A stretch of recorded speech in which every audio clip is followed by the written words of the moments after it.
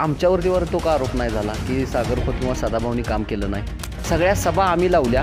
कालपासून बोललं जातं की हे सगळी मतं विकत घेतली, कारण पैशांचा प्रचंड पाऊस लोकसभेच्या इतिहासात पहिल्यांदा हातकणंगले मतदारसंघामध्ये झाला आणि यासाठी सदाभाऊ खोत असतील, सागर खोत असतील, आनंदराव पवार बापू असतील, या सगळ्यांनी पैशाचा अमाप वापर केला असं बोललं जातं आहे. यात कितपत तथ्य आहे? आता काही जण आता निशिकांत दादा तरी म्हटले आम्ही नागपूरचा आहे. आता DNA आमचा नागपूरचा आहे. तुम्ही आता कॉमन विचार करा, त्यांना लढवायचं DNA नागपूरचे आहे म्हणते, आम्ही तर ओरिजिनल वाळवा तालुक्यातला आहे. पुन्हा तुम्ही 2014ला मोदींच्या लाटेवरती पुन्हा स्वाभिमानीनं भाजपला पाठिंबा दिला, परत तुम्ही खासदार झाला. 2 वर्ष होत नाहीत, सदाभाऊ मंत्री होत नाहीत, तोवर तुम्ही म्हणाला भाजप बात आहे, चांगलं नाही अजिबात. परत तुम्ही शरद पवारांकडे गेला, परत तुम्ही जयंत पाटील साहेबांच्या डबल सायकलवर बसला 19ला, तिथं तुमचा धुळा झाला. परत तुम्ही आता तिकीट मिळवण्यासाठी पवारांकडे गेला, उद्धव ठाकरे साहेबांकडे गेला. कुठलं प्रामाणिक वागलं म्हणायचं तुम्ही? कसं प्रामाणिक वागला म्हणायचं तुम्ही? मी खरं सांगतो तुम्हाला, वाळवा विधानसभा मतदारसंघ आम्ही रयत क्रांतीकडून लढवणार आहे. हा मतदारसंघ आम्ही एकनाथजी शिंदे साहेबांच्याकडनं आम्हाला मागणार आहे आणि आम्हाला पूर्ण खात्री आहे, मला 100% की ते हा मतदारसंघ आम्हाला सोडतील, कारण त्यांना माहीत आहे की आम्ही त्यांच्यासाठी आता किती काम केलं. मी स्वतः ह्यावेळी 2 ते 3 उमेदवार आमच्या रयतची उभा करणार आहे. त्याच्यासाठी मात्र मी कुणावर कॉम्प्रोमाइज नाही करणार. म्हणजे मला समजा माझ्या जर 3 जागा नाही सुटल्या तर मी तिन्हीच्या तिन्ही राहिल्या बाजूला मी 10-15 उमेदवार उभा. 797 मतामध्ये शेट्टीसाहेबांना मतदान पडलं 1, ते स्वतःचं त्यांचंच पडलं 1. 796 मतातली ते 5 मतं घेऊ शकली नाही, तर ती माणसं सदाभाऊची उंचीमी असतात.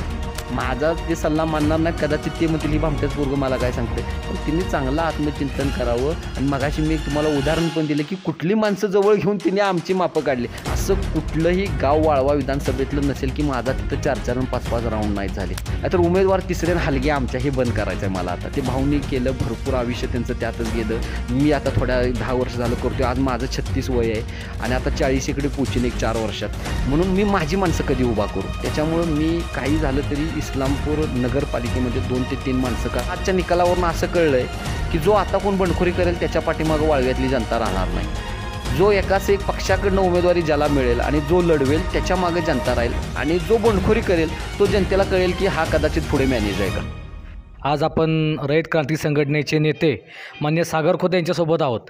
आपण त्यांच्याकडून जाणून घेणार आहोत की हातकणंगले मतदारसंघातील धैर्यशील माने यांचा विजय, या विजयाचे ते एकदम मूर्तिकार आणि त्यांनी ते विजय खेचून आणला याचे ते एक मूर्तिमंत उदाहरण आहेत. तर आपण त्यांच्याकडून जाणून घेऊ की विजयश्री त्यांनी कसा खेचून आणला. कारण सोशल मीडियामध्ये एक्झिट पोलमध्ये धैर्यशील मानेंचा एखाद दुसऱ्या मीडियानेच दाखवलं, इतर सगळ्यामध्ये सरुडकर एक्झिट पोलमध्ये दिसत होते. पण त्यांनी 18 ते 20 हजारच्या मताधिक्याने धैर्यशील माने निवडून आले. तर नेमकं त्याचं रहस्य काय हे आपण त्यांच्याकडून जाणून घेऊया. मुळामध्ये मला पहिल्यांदा असं सांगायचं आहे की हा हातकणंगले लोकसभा मतदारसंघ जेव्हा लढवला आदरणीय धैर्यशील दादांनी, त्याच्यामध्ये मी आदरणीय महाराष्ट्राचे मुख्यमंत्री एकनाथजी शिंदे असतील, फडणवीस साहेब असतील, त्याच्यामध्ये एकनाथजी शिंदे साहेबांनी जे सूक्ष्म ह्या मतदारसंघाकडे लक्ष देऊन एक बारकाईने व्यवस्थित नियोजन केले आणि त्या नियोजनामध्ये त्यांनी प्रत्येकाला त्या त्या व्यक्तीला एक चांगली जबाबदारी दिली. त्यामध्ये आदरणीय सावकर साहेब असतील, भाऊ असतील, आवाडे साहेब असतील, माडिक गट असेल किंवा तिकडे यड्रावकर साहेब असतील, सत्यजी देशमुख असतील, आणि ह्या सगळ्यांना त्यांनी गौरवभाव असतील एक सांगितलं की बाबा तुम्ही तुमची जबाबदारी कशी पार पाडायची आहे. आणि प्रत्येकाने सगळ्यात महत्त्वाचं काय झालं की काम करत असताना मला एक भारी वाटलं की प्रत्येक नेत्यांनी त्यांचा अहंकार बाजूला ठेवला आणि जसं वरून सांगितलं गेलं तसंच काम केलं. म्हणजे एक उदाहरण तुम्हाला देतो. वाळवा विधानसभेचा विचार केला किंवा शिराळा, तर वाळवा विधानसभामध्ये जवळपास एक ठराविक गावं सोडली बोटावर मोजणारी एक 5-10, तर बाकी सगळ्या गावात आमचं संघटन आहे, आमचा गट आहे. त्याही गावात आहे पण किरकोळ आहे, बाकीच्या गावात जरा चांगला आहे. तर नियोजन करताना असं ठरलं की एक ठराविकच गावं फक्त आम्ही बघायची. त्याच्यामुळं काय झालं, त्या गावांवरती परफेक्ट लक्ष द्यायला आम्हाला वेळ भेटला. आणि दुसरी जी इतर गावं आहेत ती एखाद्या व्यक्तीकडे दिली. जसं तालुक्यामध्ये गौरव असतील, मी असेल, भीमराव अण्णा असतील, राहुल महाडिक असेल, जितेंद्र भाऊ असतील, आमच्या सगळ्यांच्यावरती स्पेसिफिक जिल्हा परिषदेंची त्या ठिकाणी जबाबदारी दिल्यामुळे आम्हाला प्रचंड वेळ मिळाला आणि ती गोष्ट राष्ट्रवादीकडून घडली नाही. त्याच्यामुळे त्यांना एक उच्चांकी लीड वाटत होतं की वाळवा आणि शिराळा विधानसभेत आम्हाला मिळेल, ते मात्र त्यांना का मिळालं नाही. कारण नेता एकच आणि ते नेते असे झाले की महाराष्ट्रभर फिरत बसले आणि हिथं मात्र त्यांना गाव टू गाव जायला प्रतिनिधी परफेक्ट न लाभल्यामुळे त्यांना त्या मतदारापर्यंत परफेक्ट पोचता नाही आलं आणि त्यामुळे वाळवा शिराळ्यात त्यांचं लीड कमी झालं आणि त्याच्यातून आदरणीय धैर्यशील दादांची खऱ्या अर्थानं विजयाची छबी निर्माण झाली. आपण आता विजयाचं उलगडा केलेला आहे, कशा पद्धतीने विजयासाठी आपण प्रयत्न केले. पण पहिल्यापासून सुरुवात जर करायची म्हणली तर लोकसभेची निवडणूक जाहीर झाल्यापासून धैर्यशील माने यांच्या नावावर कुठेतरी मतांतर होते. एकदा भाजप गट नाराज होता असं बोललं जायचं किंवा त्यांच्याबद्दल वातावरणच असं झालं की ते गावात कुठं तोंड दाखवलं नाही त्यांनी किंवा कुठं दिसले नाहीत, असंही कुठेतरी एक वातावरण तयार झालं. मग इतक्या सगळ्या वातावरण दूषित असताना आपण विजयश्री खेचून आणला. मग ह्यासाठी आपण काय प्रयत्न केले, यासाठी मार्गदर्शन कुणाकुणाचं लागलं? नाही, मुळात आता तुम्ही एकदम बरोबर बोललात. पण कसं असतं, ते एक राजकारणाचा भागच असतो. जेव्हा कुठलीही निवडणूक लागते, भले ती मग साधी ग्रामपंचायतची जरी असली तरी त्यावेळी राहणाऱ्या प्रत्येक उमेदवाराबद्दल उणे दुणे निघत असतात. कारण काही लोकांना त्या ग्रामपंचायतच्या सुद्धा वार्डात उभं राहायचं असतं, तसंच काही लोकांना विधानसभेला, तसंच काही लोकांना लोकसभेला उभं राहायचं असतं. तर मला जर लोकसभेला उमेदवारी पाहिजे असेल तर थोड्याफार प्रमाणात आम्ही बोलतो की हा उमेदवार चांगला नाही, तो कसा चालेल. पण जेव्हा पक्षाचा निर्णय होतो त्यावेळी मात्र त्याच्यावरती एक हाती शिक्का मारला जातो. तसंच झालं. धैर्यशील दादांची उमेदवारी जाहीर होण्याआधी थोडंफार आम्हीही स्वतः रयत क्रांतीने हा मतदारसंघ आमच्यासाठी मागितलेला. योगायोगाने तो आम्हाला सुटला नाही. पण ज्यावेळी त्यांना सुटले त्यावेळी आम्ही आमचे उणे दुणे बाजूला ठेवले आणि ठरवलं की एक दिलानं आता काय झालं तर आपण प्रचंड ताकदीने यांचं काम करायचं आहे. आणि आम्ही कामाला सुरुवात केली आणि सुरुवात केल्यावरती आम्ही लोकांच्यापर्यंत पोचल्यानंतर खऱ्या अर्थानं मोदीजींचं असणारी एक प्रतिमा आम्ही तळागाळापर्यंत पोचवण्यात मला वाटतं यशस्वी झालो. आणि लोकांना आम्ही ते पटवून दिलं की बाबा कोविडचा काळ होता 3 वर्ष. कोविडच्या काळामध्ये कुठलाच माणूस कुणाच्या संपर्कात येत नव्हता आणि वरचं राजकारण आपल्याला महाराष्ट्राचं माहीत होतं की उद्धव ठाकरे साहेब आणि पवारसाहेब एक झाल्यामुळं धैर्यशील मानेसुद्धा 3 वर्ष महाविकास आघाडीकडेच होते. महाविकास आघाडीच्या नेत्यांनी त्यांनी ह्या तालुक्यात येऊ दिलं नाही, असा आम्ही प्रचार करण्यात मला वाटतं यशस्वी झालो. राहिलेल्या 2 वर्षामध्ये तुम्हालाही माहीत असेल की असं कुठलं गाव नाही की तिथं धैर्यशील दादांचा फंड आला नाही. फंड आला, कामंसुद्धा पूर्ण झाली आणि त्याच्यामुळं लोकांनी ह्या गोष्टीवरती विश्वास ठेवला आणि एक तरुण आहे, युवक आहे आणि पुन्हा उमद्या नेतृत्वाने तो काम करू शकतो असं लोकांना मला वाटतं ते फील झालं. आणि त्याच्यामुळे आज महाराष्ट्राचा जर सगळा निकाल बघितला तर मला असं वाटतं की वादळात दिवा लावण्याचं काम त्या ठिकाणी धैर्यशील दादांनी केलं आहे. आपण आता मुद्दे एकदम अचूकपणे सांगितलेले आहेत. पण मगाशी सगळ्या नेत्याची नावं घेतली, पण जिल्हाध्यक्ष आपले ग्रामीणचे निशिकांत दादांचं नाव घेतलं नाही. मग जे मध्ये काही लोकांच्यामध्ये बोलण्यात येत होतं की जिल्हाध्यक्षांनीच काम केलं नाही आपल्या पक्षाचं, तर यात कितपत तथ्य आहे आणि इलेक्शनमध्ये निवडणुकांमध्ये बोलतानाचा विषय तो होता का खरंच त्यात तथ्य आहे, आपण कसं बघताय? आता मी तुम्हाला एकदम आवर्जून सांगतो की आमच्यावरतीवर तो का आरोप नाही झाला की सागर खोत किंवा सदाभाऊनी काम केलं नाही. शिवसेनेचे जिल्हाध्यक्ष आदरणीय आनंदराव बापू असतील, त्यांनी व्यवस्थित सगळ्या गोष्टी या ठिकाणी जुळवून आणल्या. त्यांनी प्रचंड कष्ट घेतलं. आदरणीय सागर मुलगुंडे असतील, त्यांचे तालुका अध्यक्ष, त्यांनी खूप काम केलं मन लावून. ह्या सगळ्यांनी हे काम करत असताना त्यांना त्या ठिकाणी त्यांच्या पक्षाची सीट असल्यामुळे त्यांना लगेच कळलं असेल की कोण पळतंय कोण झटतंय. आता समजा मी जर प्रचंड काम करत असेल, मला आठवतं आहे सकाळी 7ला मी 7:30ला घर सोडायचो, रात्री 10-10पर्यंत मी कमीत कमी ह्या 1-1.5 महिन्यामध्ये फिरलो असेल मागच्या निवडणुकीच्या काळात. तेव्हा मी बैठका घ्यायच्या वाळवा तालुक्यातल्या. खरं सांगायचं तर सगळ्या सभा लावायचं काम ग्रामपंचायतचा परवाना घेण्यापासून पोलीस स्टेशनचा परवाना घेण्यापर्यंत काम सागर खोत आणि सागर मुलगुंडेंनी केलं आहे. सगळ्या सभा आम्ही लावल्या.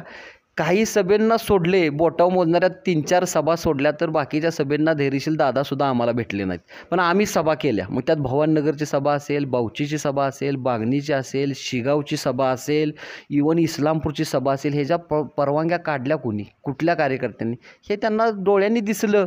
त्यांना जाणवलं कोण पळतंय कोण पळत नाही, कोण घरात आहे, कुणाला कुठल्या जबाबदारी दिली असं सांगितलं गेलं, आम्ही बाहेरच आहे. त्याच्यामुळं कदाचित त्यांनी तसा निष्कर्ष काढला असेल. पण तो दोन्ही मोठ्या पक्षांचा प्रश्न आहे. शिवसेना पण असेल आणि भाजप असेल. आम्ही रयत म्हणून आमची भूमिका चोख निभावली. त्याच्यामुळं मला त्याच्यामध्ये एवढा जास्त इंटरेस्ट नाही की कुणी काम केलं आणि कुणी नाही. त्यांना 100% काहीतरी जाणवलं असेल म्हणून मला वाटतं त्यांनी तो आरोप केला असावा. याच्या अगोदर एव्हिनांशी बोलताना सदाभाऊ त्यांनी पण सांगितलं की मी धैर्यशील मानेचा स्टार प्रचारक असणार आहे असं त्यांनी सांगितलं. त्यांनी त्यांची भूमिका चोख निभावली.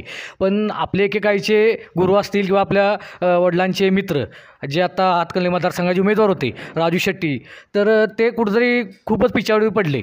तर ह्यांचं नेमकं चुकलं काय, प्रचारयंत्रा कशी चुकली, आपण एक नेते म्हणून कसं बघता इकडं? मी खरं सांगू का, मी आदरणीय राजू शेट्टी साहेबांची एक पोस्ट सकाळी बघितली की मी असं काय चुकलो, मी प्रामाणिक राहणं हा माझा गुन्हा काय. ते स्वतःला समजतात की मी प्रामाणिक राहिलो. ते कुठे प्रामाणिक राहिले हो. एक उदाहरण घ्या, ज्यावेळी शरद जोशी खासदार झाले BJPकडून, त्यावेळी राजू शेट्टी साहेब म्हणले की मी BJPवर राहणार नाही, का तर हा जातीवादी पक्ष आहे. इथं शरद जोशी गेले, शरद जोशींना राज्यसभेवर खासदार केलं. तुम्ही त्यावेळी भाजप सोडून दिलं आणि स्वाभिमानीची स्थापना केली. पुन्हा तुम्ही 2014ला मोदींच्या लाटेवरती पुन्हा स्वाभिमानीनं भाजपला पाठिंबा दिला, परत तुम्ही खासदार झाला.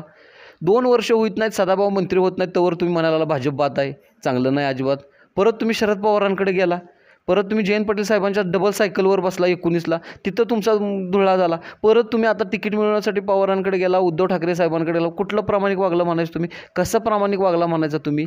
उलट आज मी तुम्हाला प्रामाणिकपणे सांगतो, माझं तर असं मत आहे की आपल्याला एखाद्यानं मदत केली ना तर त्याची परतफेड केली पाहिजे. तुम्हाला मदत त्यावेळी भाजपनं केलेली, आम्हाला पण भाजपनं केली असं मान्य करू. तर त्यांची वेळ आल्यावर ते असं नाही म्हणून चालत की माझ्यामुळे तुम्ही आहे, तुमच्यामुळे मी आहे आणि माझ्यामुळे तुम्ही आहे, असं दोन्ही भूमिका राजकारणात वापराव्या लागतात.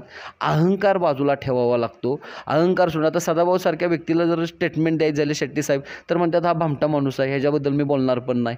म्हणजे तुमच्या ह्या भाषात तुम्ही प्रामाणिक कोण.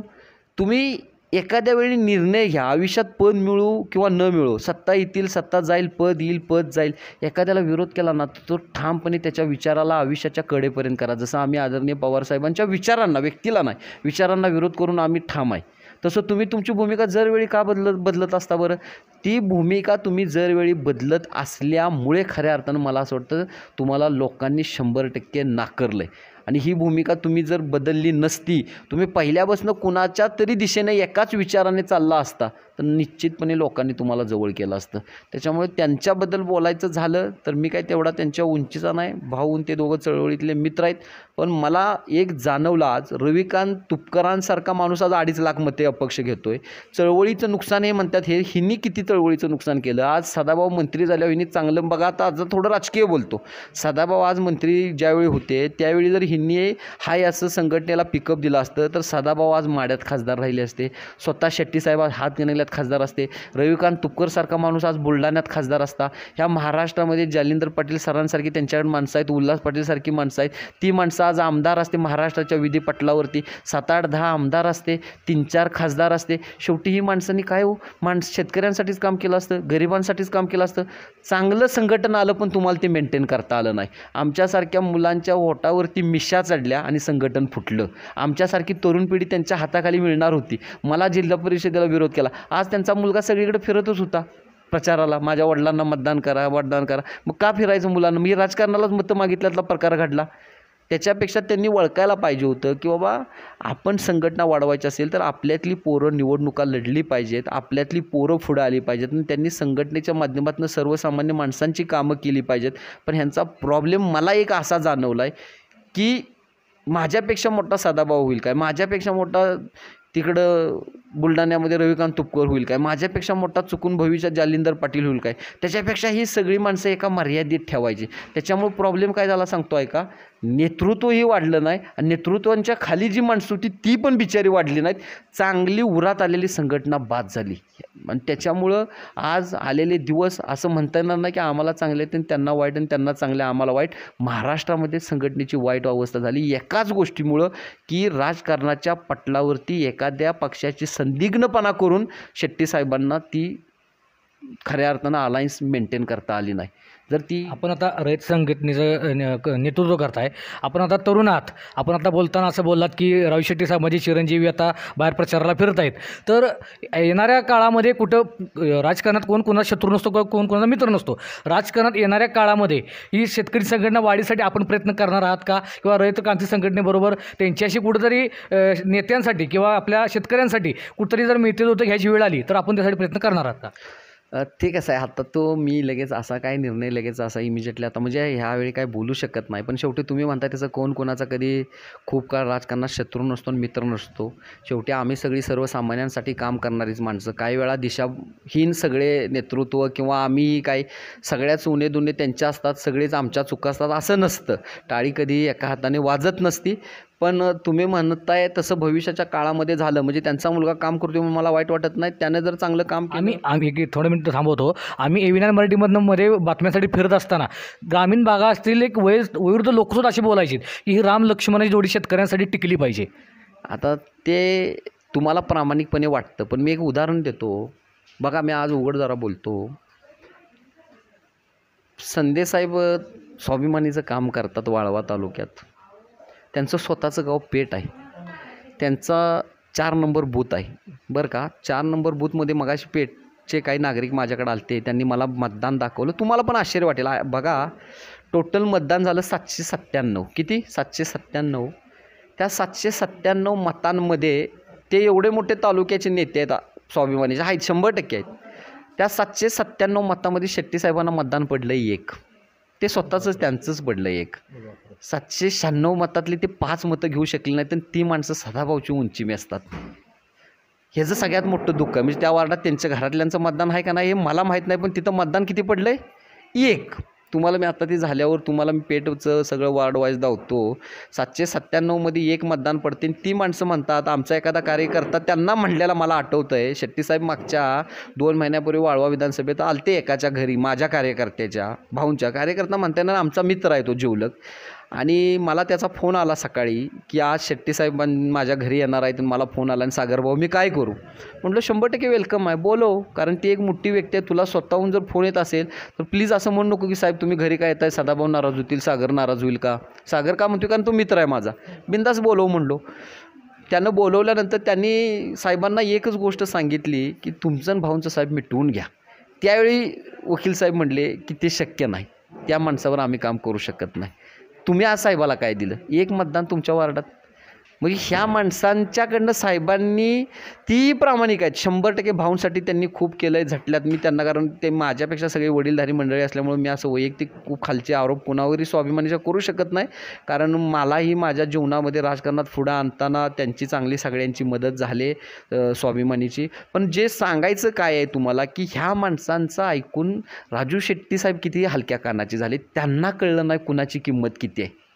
म्हणजे त्याच्यावरनं तुम्ही पण एक पत्रकार म्हणून निष्कर्ष काढा की 797 पोलिंग होतं त्या वार्डात. आणि उर्दू शाळा, त्या मतदारसंघाचंच नाव आहे माणकेश्वर मंदिर, ते उर्दू शाळा. तिथं मतदानात 1 मतदान शेट्टीसाहेबांना पडलं आहे. आणि 6000 मताचं पेठगाव, तिथं त्यांना 78 मतं पडली ती.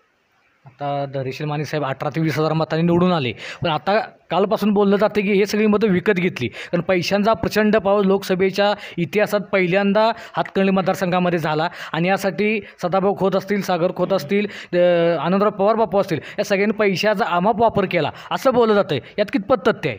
कसं असतं बघा, जो जित्ता वही सिकंदर. पराभव झाल्यानंतर कोण काहीही म्हणतं, वावट्या उठवतं. मुळात कसं आहे, आम्हीही काहीतरी लोकांच्यात विश्वासार्हता टिकून आहे. आम्हालाही काहीतरी मानणारा गट आहे. आम्हाला माझ्याकडे, मी मगाशी म्हटलो तसं उघडं सांगतो, माझ्याकडे वाळवा विधानसभेत आमचा गट असूनसुद्धा मला फक्त शेवटच्या मोक्यात बागणी जिल्हा परिषद गट आणि आपला वाटेगाव ह्या 2 झडपींची माझ्याकडे खऱ्या अर्थानं नियोजन सगळं दिलं की तुम्ही हे 2च झडपी बघा. म्हणून सदाभाऊ एवढी मोठी व्यक्ती असून आम्ही नाही म्हटलो की अरे आमचा सगळ्या तालुक्यात गट आहे, तुम्ही आम्हाला 2च झडपी देताय, 22-23 गावाचं आमचं नेतृत्व आहे का? नाही, आम्ही ते मान्य केलं. तसंच आदरणीय बाबांनी मान्य केलं की बाबा मला 48 गावातलीच थोडी गावं बघायची आहेत. मग त्यांचं शराळ्यात नेटवर्क नाही का? आहे, त्यांनी मान्य केलं. सतीश देशमुख साहेबांनी तसंच, त्यांचं काही वाळवात काय 48 गावात नेतृत्व नाही का? आहे, पण त्यांना सांगितलं तुम्ही शिराळाच बघा. ह्याचा मोठा फायदा झाला. आणि त्या 2 झडपीमध्ये लोकांच्यामध्ये मी महिन्यात एवढ्या वेळी गेलो की लोक कंटाळले आम्हाला बघून बघून. हे राष्ट्रवादीकडनं कुठं झालं नाही. हे पैसा बिसा नगण्य आहे. महत्त्वाचं पैसा आता सगळ्याच महाराष्ट्राचा विचार केला तर मी नाव घेऊ शकत नाही. अजून भरपूर मतदारसंघ आहेत की म्हणतात फक्त पैसा तुफान वाटला गेला. भले बारामती असेल, कुणी वाटलं हे सांगू शकत नाही, पण म्हणतात. मग तिथं काय बरं निकाल आला? कोण लागला? आता जनतेनं ठरवलं की जनता मतदान बरोबर करायच्या ठिकाणी करते. आम्ही लोकांच्यात जाऊन विचारलं तुमच्या अडचणी काय आहेत? तुम्हाला समाज मंदिर पाहिजे. तुमच्या अडचण काय आहे? तुम्हाला पानंद रस्ता पाहिजे. ठीक आहे, खासदार निवडून आले की आम्ही तुम्हाला पानंद देणार, तुम्हाला समाज मंदिर देणार. ह्यांचं ते विजनच नव्हतं. ह्यांचा उमेदवार डिक्लेअर झाला शेवटच्या 20-22 दिवसात. 20-22 दिवसात मुळात तो पोचू शकला नाही. आणि मी म्हणलो तसं तालुक्यात काम करायला जयंत पाटील साहेबांनी खाली 3-4 तयार करावे. हो, तयारच केली नाहीत 3-4 माणसं. मुलगा पोचलाच नाही सगळीकडे शेवटपर्यंत. आणि त्याच्यामुळं खऱ्या अर्थानं ती पैसे वगैरे हे नगण्य विषय आहे. सिस्टीम प्रॉपर जी पाहिजे होती मला वाटतं, जसं जितेंद्र भाऊंच्याकडं बोरगाव झडपी होता, मस्त काम केलं एकदम. त्या गावात आम्ही बघायला पण गेलो नाही. आमचे 2-3 गावात चांगले गट आहेत, तिथं मसूदचेवाडे असेल, साठपेवाडे असेल, दुधारीत आमचा चांगला गट आहे. आम्ही नाही म्हणत बसलो की अरे आता ती जितेंद्र भाऊंना दिलं, आम्ही आता गौरव भाऊंच्याकडे वाळवा जिल्हा परिषद गट आहे, त्यात तुळजापुरामध्ये आमचा एकदम चांगला गट आहे. पण मी नाही म्हणत बसलो गौरव भाऊंना की अरे तुळजापूरचं तेवढं मला द्या. जसं की माझ्या वाळवा माझ्या बागणी झडपीत गौरव भाऊंना मानणारा चांगला वर्ग आहे. माझ्या 2-3 गावामध्ये चांदोली वसाहतीचं मोठं मतदान आहे, हजारोच्या पलीकडे. ते येऊन आम्हाला नाही विचारत बसले की तेवढं नियोजन मला द्या. हा युगो सगळ्यांनी बाजूला ठेवल्यामुळे मला वाटतं की वाळवा तालुक्यात धैर्यशील मानेंना चांगलं मतदान झालं. भाऊ आता हातकणंगलेची तर बाजी मारली, आता काही महिन्यात विधानसभा लागणार आहे. तर विधानसभेसाठी सगळ्यांनीच गुडघ्याला बाशिंग बांधलेलं आहे. इव्हन आपल्यापासून ते इस्लामपुरी सगळे मातबर लोकांनी गुडघ्याला बाशिंग बांधलेलं आहे. तर आपल्याला काय वाटतं, आपण जसं लोकसभेला इच्छुक होता तसं विधानसभेला आहात का, आणि असाल तर ते पत्रात पाडून घेणार आहात का? मी एकदम खरंच मस्त क्वेश्चन विचारला. मी खरं सांगतो तुम्हाला, वाळवा विधानसभा मतदारसंघ आम्ही रयत क्रांतीकडून लढवणार आहे. हा मतदारसंघ आम्ही एकनाथजी शिंदे साहेबांच्याकडनं आम्हाला मागणार आहे आणि आम्हाला पूर्ण खात्री आहे, मला 100% की ते हा मतदारसंघ आम्हाला सोडतील. कारण त्यांना माहीत आहे की आम्ही त्यांच्यासाठी आता किती काम केलं आहे. त्याच्यामुळं आम्हाला विश्वास आहे की लोकसभेला आम्हाला थांबवावं लागलं तसं होणार नाही. एकनाथजी शिंदे साहेबांकडे ही जागा आहे. आम्ही आता ही जागा खासदार धैर्यशील दादांच्या माध्यमातून ताकदीनं या ठिकाणी आमच्यासाठी मागू आणि मला निश्चितपणे खात्री आहे की एकनाथ शिंदे साहेब ही जागा आदरणीय सदाभाऊंना सोडतील. आपले आता मित्रपक्ष आहेत, घटक पक्ष आहेत, हे एकत्र राहणार का? कारण असं ग्रहण लागतं इस्लामपूरच्या पूर्ण तुमच्या मोठ बांधण्याला. मोठ बांधली जाते, या मोठीचे तुम्ही सदाभाऊ खोत असले, कैलासवासी नानासाहेब माडिक असतील, या सगळ्यांनी मोठ बांधली, पण मोठीला तुमच्या ग्रहण लागतं आणि शेवटच्या टप्प्यात मोठ कुठतरी तुटली जाते. मग हे कंटिन्यू मोठ राहणार का? बरोबर बोलला. मुळात ही सगळीच कार्यकर्ते जे आहेत, कार्यकर्ते म्हणजे त्यात माझे वडील पण आले, भाऊ, ही सगळी मुळात सगळे नानासाहेबांना मानणारा वर्ग. नानासाहेबांनी मुळात आदरणीय जयंत पाटील साहेबांच्या विरोधात खऱ्या अर्थानं वाळवा तालुक्यात चांगली मोठ विरोधकांची बांधण्याचं काम आजपर्यंत केलं. इस्लामपूरच्या नगरपालिकेत ही त्यांचा सिंहाचा वाटा आहे. त्यांनीच पुढाकार घेऊन आदरणीय दादांना त्यावेळी पुढे घालून भाऊंनी ते त्यांना त्या ठिकाणी नगराध्यक्ष करण्यामध्ये ह्या सगळ्यांचं मोठं योगदान आहे. आणि तुम्ही म्हणताय तसं विरोधक येतील किंवा न येतील हे बघण्यापेक्षा ह्या आजच्या निकालावरून असं कळलं आहे की जो आता कोण बंडखोरी करेल त्याच्या पाठीमागं वाळव्यातली जनता राहणार नाही. जो एकाच एक पक्षाकडनं उमेदवारी ज्याला मिळेल आणि जो लढवेल त्याच्या मागे जनता राहील, आणि जो बंडखोरी करेल तो जनतेला कळेल की हा कदाचित पुढे मॅनेज आहे का. विधानसभा 4 महिन्यात लागणार आहे, मग आपली रणनीती अशा पद्धतीने सुरू केली आहे का, आणि करायची असेल तर कधी चालू करणार? आम्ही 100% केलेले आहे. त्याचं कारण एकमेव की वाळवा विधानसभेचं तयारी ही लोकसभेतनं आम्ही घडवून आणली. त्याच्यासाठी माझ्यासारखा माणूस, आमचा हातकणंगले लोकसभेतसुद्धा थोडंफार कॅडेट बाहेरच्या तालुक्यातनी आहे, पण आम्ही गेलो नाही. असं कुठलंही गाव वाळवा विधानसभेतलं नसेल की माझा तिथं 4-4 आणि 5-5 राऊंड नाही झाले. एवढं कष्ट मी प्रचंड प्रमाणात घेतलं आणि जे शेवटच्या 15 दिवसात ह्या जबाबदाऱ्या वाटण्यात आल्या की कुणी कुठलं गाव करावं. पण माझा वाढदिवस 5 एप्रिलला झाला, त्यावेळी धैर्यशील दादांची उमेदवारी झाल्यावरती ह्या पूर्ण लोकसभेत कुणी धाडस नाही केलं. पण मी छाती ताठपणे सांगू शकतो की माझ्या वाढदिवसाला 5 एप्रिलला पहिला मी त्यांचा मेळावा घेतला आणि म्हणलो आम्ही ताकदीनं तुमचं काम करणार आहे. आणि त्यावेळीच मी डोक्यात घेतलेलं की वाळवा विधानसभा आपल्याला काही झालं तरी करायचं आहे. आणि त्या उद्देशानं मी काल स्वतः मतमोजणीला गेलतो वाळवा विधानसभेच्या. कारण त्याचं एकच, मला फक्त बघायचं होतं की मी जे काम केलं आहे ते प्रत्येक गावात उमटलं आहे का नाही.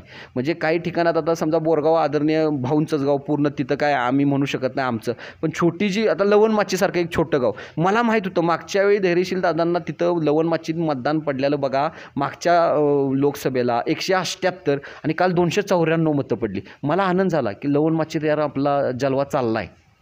मला भवानीनगरमध्ये माहीत होतं की कुठल्या वार्डात मी काम केलं या. गोसावी समाज जिथं मोरे आडनावाची व्यक्ती गोसावी समाज प्रचंड आहे. आमच्या नंदू पाटोळेनं जीवाचं रान करून काम केलं. त्या वार्डात आम्हाला मतदान 1 नंबर झालं या. म्हणजे मी खुश आहे. बागणी झडपीत मी पूर्णपणे गाव टू गाव बघितलं, जसं की वाळवा जिल्हा परिषद गट, बाकीचं नाही, पण मी तुळजापूर गाव बघितलं. मला तुळजापुरात कळलं की आपण 150 मतानं प्लस आहे, कारण तिथं मी माझ्या काम केलं होतं. बावचीत मी प्रचंड मेहनत घेतलेली, त्याच्यामुळं मला तिथं बघायचं होतं की जरा कमी पडलो. मला वाटलं आपल्याला 1300-1400 मतं पडतील, 800 पडली. कळलं का तुम्हाला? म्हणजे ही कशाची रणनीती, ह्यातनं मला विधानसभेचं साधायचं होतं की कुठल्या गावात किती मतं, कुठल्या गावात किती मतं. त्याच्यासाठी नागावसारखे सरपंच असतील, सदाशिव पाटील, प्रचंड आम्ही मिळून एकत्र नागावच्या सरपंचांनी आम्ही काम केलं. नागावचे सरपंच जरी उदाहरण घेतलं, त्यांची माझी भेट कमीत कमी 7-8 वेळा झाली असेल, 7-8 वेळा. मग मला माहीत नाही जयंत पाटील साहेबांचा मुलगा एवढ्या खालीपर्यंत 7-8 वेळा गेला असेल का नसेल. ह्या गोष्टी मी खऱ्या अर्थानं घडवून आणल्या मागच्या महिन्यात. त्याला एकमेव कारण की हा विधानसभा मला भाऊंच्या माध्यमातून भाऊंसाठी खऱ्या अर्थानं मागायचा होता. आपलं गाव मरळनाथपूर हे शिराळा विधानसभा मतदारसंघात येतं. मग आपण इस्लामपूर वाळवा मतदारसंघात का आग्रही, शिराळा कासाठी का नाही?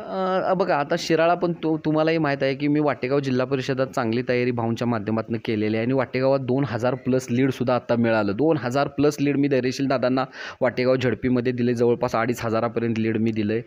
मी एकट्याच म्हणणार नाही, ह्याच्यात सगळ्यांची मदत, सतीश देशमुख असतील, आदरणीय सम्राट बाबा असतील, यांची प्रचंड मदत आहे. आम्ही सगळ्यांनी मिळून इथं चांगलं या वाटेगाव झडपीत लीड दिलं. जबाबदारी माझ्याकडे होती आणि त्या माध्यमातून मला तुम्हाला सांगायचं आहे की तिकडं लढवण्याचं कारण हे की मी बागणी तिकडे लढवल्यामुळं मुळात तो मतदारसंघ फक्त 54 गावांचा आहे. 54 गावामध्ये मी लढवलेली गावं 10-12 आहेत आणि आमच्या संघटनेचं नेतृत्व शेट्टीसाहेबांच्या काळापासून तिकडं जरा तगडं आहे. ठराविक तालुक्यामध्ये कार्यकर्त्यांचा आमच्या आहे. भाऊनी तरी माढा लोकसभा 400 किलोमीटर जाऊन लढवला आहे लांब.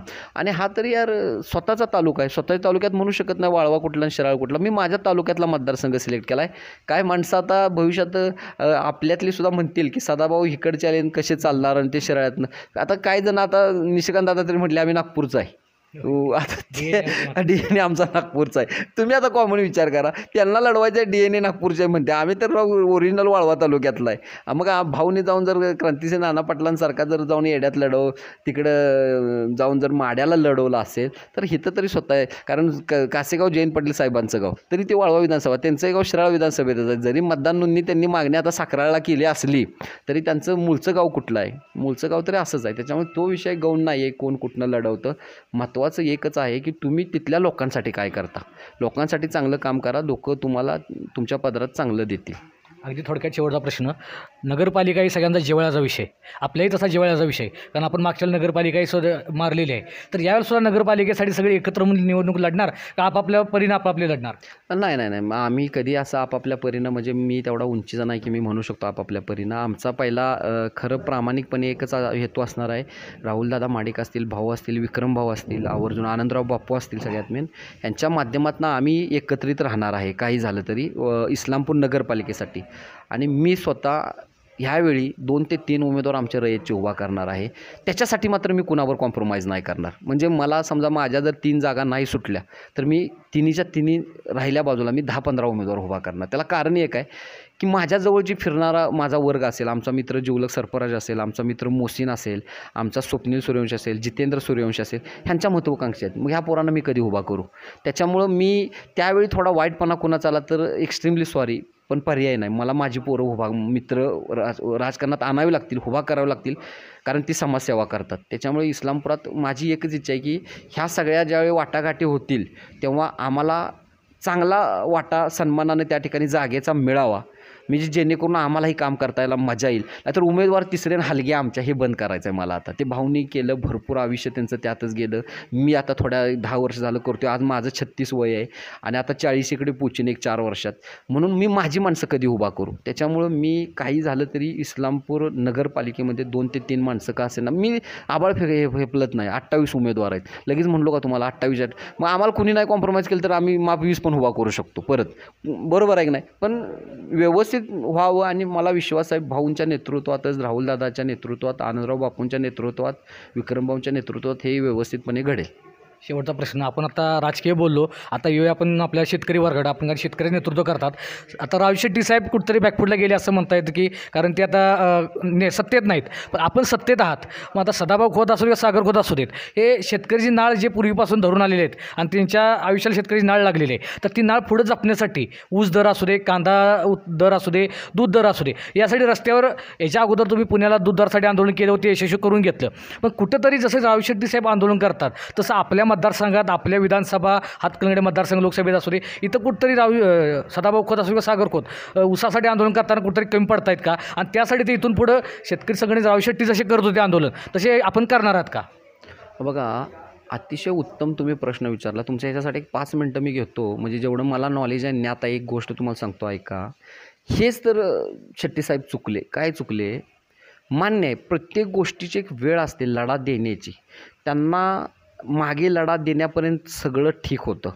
आणि त्यावेळी तुम्हाला मी सांगतो, ज्यावेळी साखरेची आधारभूत किंमत, एकमेव असं प्रोडक्शन आहे की ऊसापासून साखर निघते आणि त्याची आधारभूत किंमत पहिल्यांदा भारतात इतिहासात घडलं की मोदीजींनी ती बांधली आणि सांगितलं 2018ला की 31 रुपयेच्या आत किलो कुणी साखर विकायची नाही, नाहीतर त्या कारखानदारीवर आणि त्या विकणाऱ्यावरती आम्ही गुन्हा नोंद करणार.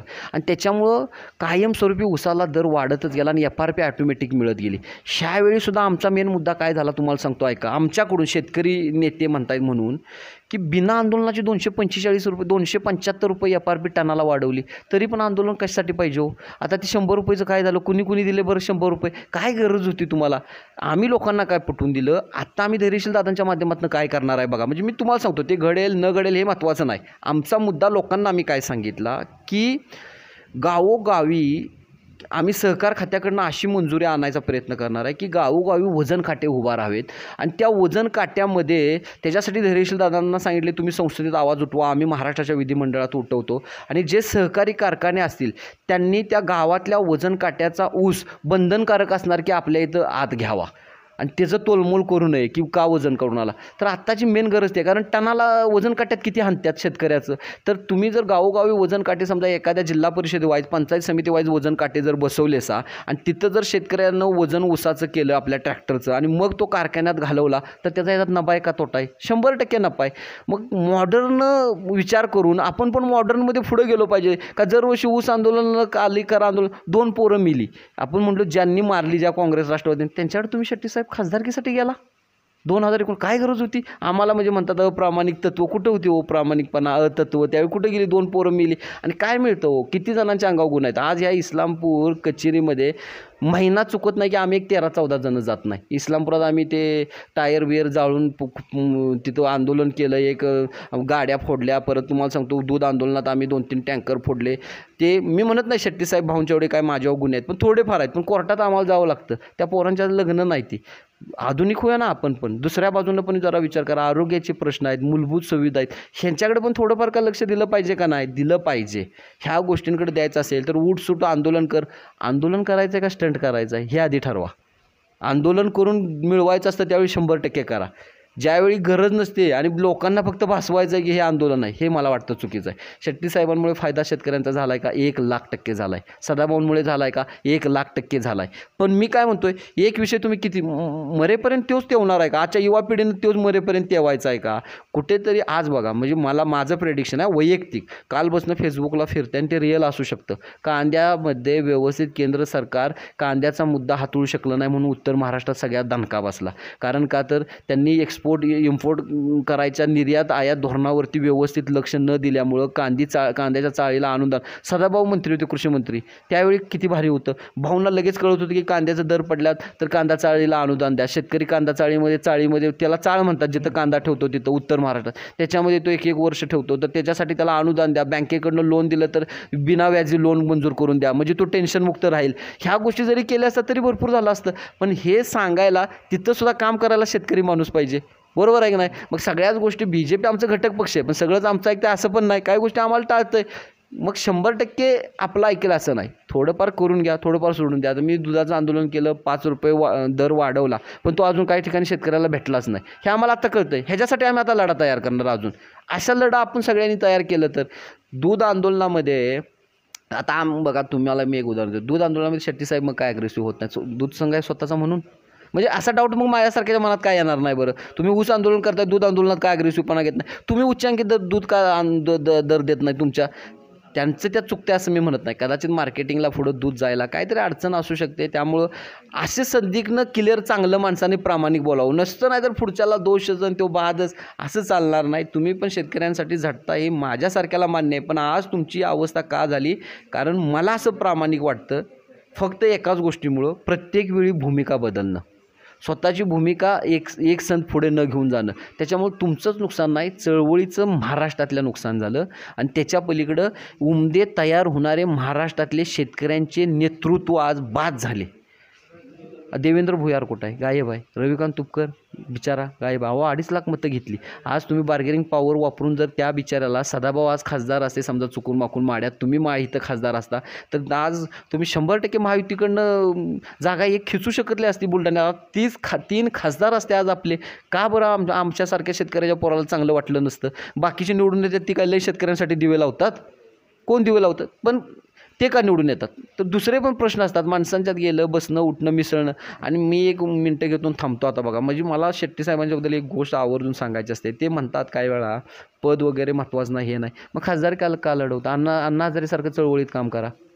खासदारकी का पाहिजे? कारण खासदार त्यांची चुकी नाही, रिअल आहे. खासदार जर झाले तर ती वचक राहते प्रशासनावर. माझ्यासारखा मुलगा जिल्हा परिषद सदस्य झाला, आमदार झाला, भविष्यात खासदार माहीत नाही देवाच्या कृपेने, तर ह्याचा फायदा काय? वचक राहते प्रशासनावर. त्याचा वापर करून आपण साध्या माणसांची कामं करू शकतो. म्हणून सत्तेतलं पद पाहिजे का? तर मी तरी म्हणेन 100% पाहिजे. सदाभाऊसारखी, राजू शेट्टीसारखी, बच्चू कडूंसारखी माणसं गेली पण पाहिजेत, मी नाही म्हणणार नाही. पण ते जात असताना त्यांनी त्यांच्या अहंकार युगो व्यवस्थित हँडल करून पुढं जावावं. आज संघटनेचं मोठं नुकसान महाराष्ट्रात झालं आहे का? तर 1,00,000% झालं आहे. आणि ह्या निवडणुकीच्या निकालातनं तरी कळालंच. आणि ह्याच्यातनं माझा ते सल्ला मानणार नाहीत कदाचित, ते म्हणतील ही भामट्याच पोरगं मला काय सांगते. पण तिने चांगलं आत्मचिंतन करावं. आणि मगाशी मी तुम्हाला उदाहरण पण दिलं की कुठली माणसं जवळ घेऊन तिने आमची मापं काढली. आज आमच्या गावात मतदान झालं आहे समजा भले 700-500चं लीड आहे धैर्यशील मानेंना. 700त काय मत आहे तुमचं? जिल्हा परिषदगड मी म्हणलो 2,500. मग आमच्याकडं तर विश्वासार्हता काय? कारण आम्ही सत्ता मिळाल्यावरती केलं काय? सत्ता मिळाल्यावर आम्ही बंगल्यात नाही बसलो, एसीत नाही बसलो, त्या सत्तेच्या माध्यमातून लोकांच्यात गेलो. आणि ते दिसतं कधी? थोडा वेळ लागतो. प्रत्येक गोष्ट पेरल्यावरती लगेच 10 दिवसात उगवत नाही, त्याला काळ द्यावा लागतो. भाऊंनी मंत्रिपदाच्या काळात केलेली कामं, आमचा असणारा संपर्क सामान्यांशी आज लोकसभेच्या निवडणुकीत दिसला आहे. धैर्यशील दादांच्या माध्यमातून मला पूर्ण खात्री आहे. तुम्ही म्हटलं किती निगेटिव्ह वातावरण होतं, आम्ही लोकांना कन्व्हिन्स केलं, लोक का मान्य झाली? कारण आम्ही त्यांच्यासाठी काहीतरी केलं या. हे प्रत्येकानं करावं असं माझं मनापासून सांगा. तर हे होते सागर खोत रयत क्रांती संघटनेचे नेते. यांनी दिलखुलासपणे ज्या गोष्टी इलेक्शनमध्ये कराव्या लागतात आणि केलेल्या आहेत, या सगळ्या इत्तुंभूतपणे आपल्या न्यूज चॅनलच्या माध्यमातून लोकांना सांगितलेले आहेत. आणि त्यांनी सावधगिरीची भूमिका घेत राजू शेट्टींच्याबद्दलही त्यांनी मतं सांगितली आहेत की कशा पद्धतीने आत्मचिंतन केलं पाहिजे, कशा पद्धतीने निवडणुकांमध्ये कुठे कमी पडले. आणि त्यांनी इथून पुढच्या विधानसभेसाठी ते आग्रही आहेत, आग्रही राहणार आहेत. आणि इथून पुढे ते कशा पद्धतीनं राजकीय वाटचाल आणि शेतकऱ्यांसाठी वाटचाल पुढे चालवणार, यासाठी त्यांनी AV9 मराठीसाठी दिलखुलास गप्पा मारल्या. AV9 मराठीसाठी शीतलकुमार शेट्टे, रेड.